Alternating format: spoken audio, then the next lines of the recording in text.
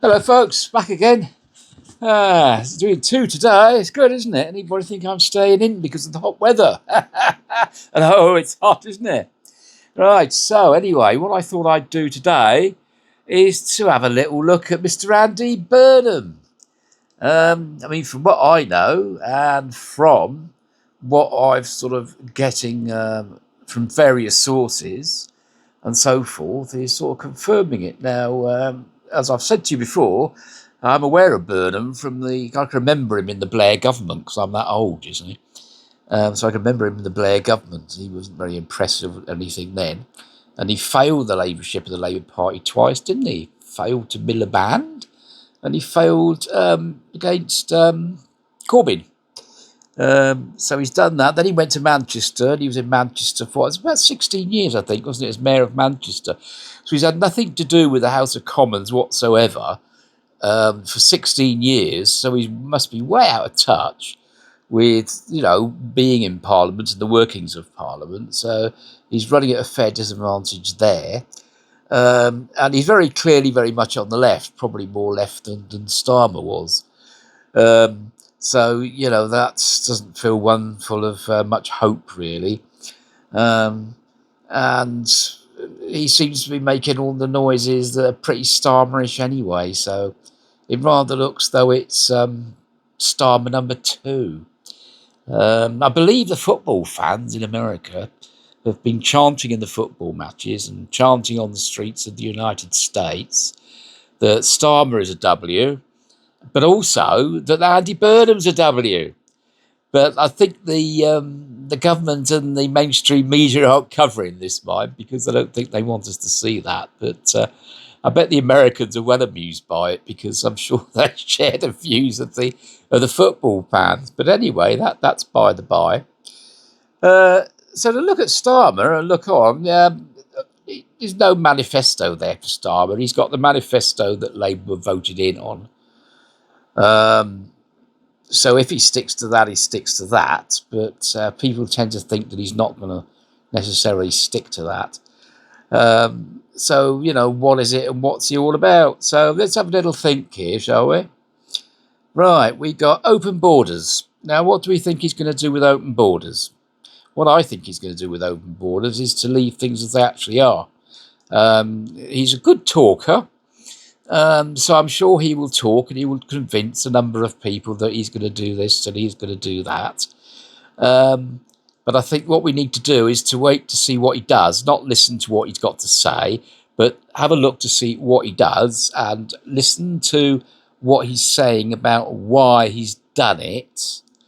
And then after that, read between the lines, because we know, don't we, the online ban for under 16s with Starmer. We know how he presented that for the safety of girls. We knew it was nothing about safety of girls whatsoever at all. It was about introducing ID cards and increasing state control and giving under 16s less chance to listen to the points of view they might hear on the media online. And still be open to the indoctrination that they're getting in schools. So, that was Starmer giving his. So listen to what Burnham has to say when he's talking about why he's done something rather than what he's going to do. So we look at what he's going to do, and then we look at what he says about why he's done it, and then read between the lines to figure out why is he really doing it. So it's open borders.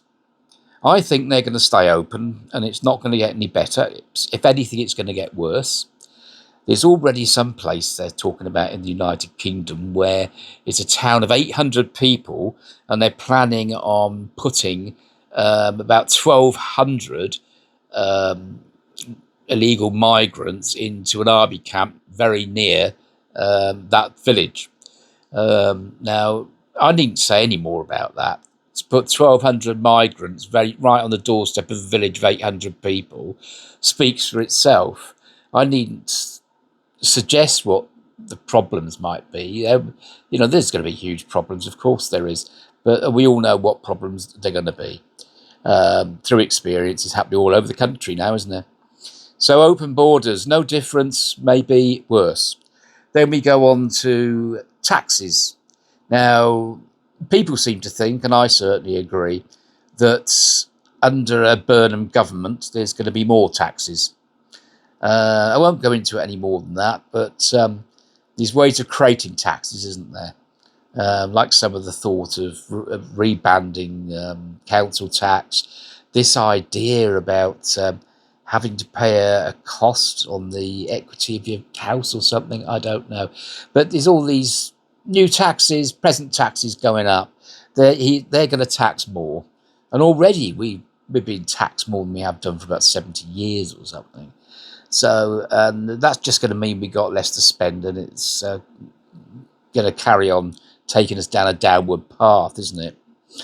More state control. Personally, I think he'll go ahead and try and get ID cards through. I think he will carry on limiting free speech. I think he'll carry on limiting democracy. That's going to get... It's not going to be any better. It could get worse. Quite well get worse. The rape gangs, what will he do about the... the grape gangs. The grape gangs. I said that wrong, didn't I? Because I'm on YouTube. So the grape gangs. I don't suppose he's going to be any better than Starmer was. Trying to resolve anything, or should I say avoiding the subject as much as possible, minimising it, kicking it down the road. As Mayor of Manchester, clearly he was not innocent when it comes down to covering up the grape gangs, so I'm sure he's not going to be too bothered about doing anything positive about that. There's talk of the abolishment of the triple lock for pensioners, so be prepared for that. And he's talked about, I think he's talked about, the nationalisation of water companies, and maybe he's considering wider nationalisation. So there's nationalisation on the board. Now, how on earth he's going to afford to be nationalising things? Where's he going to get the money from? We're £3 trillion in debt. What's going to happen there? It's ridiculous, isn't it? So basically, those are some of the things. Now I'll come back and I'll do some more on that, sort of when the time comes, if the time comes. But basically, it seems to me the overall approach of this government, especially with illegal immigrants, and the lack of action on grape gangs and these sorts of issues, it seems to me that they're actually being very prerogative.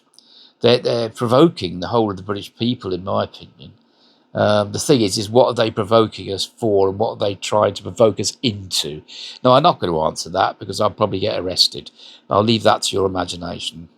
If the government are provoking us as a people, then what are they provoking us for? And what are they hoping that we'll do if they are able to provoke us? So have a think about that, form your own opinions, but let's be, clear that there's a reason why they're doing all these things. And with some things, of course, it's not doing things, but there's a reason why. Ask yourself why. Have a think, talk to people. Let's have this on the table. Let's be transparent. And it's healthy to talk about things. It's healthy then to face up to problems and try and positively resolve them, which is what we want to see. The Starmer government was a complete and utter failure. They were into covering up, under the carpet, anything but transparency, putting it on the table, debating it, discussing it, and trying to positively resolve it. So that's the main change that we need, isn't it? Now, can Starmer deliver? Ask yourself that question. Can Starmer deliver? Write in the comments. Let me know what you think. This discussion is only going to get bigger and bigger and bigger and bigger. And there's going to be more and more to it. And everybody should contribute. We are supposed to be a democracy. We are supposed to contribute, discuss, and debate all these matters openly. And I suggest that everyone does that. So I'll talk to you again soon. Bye now.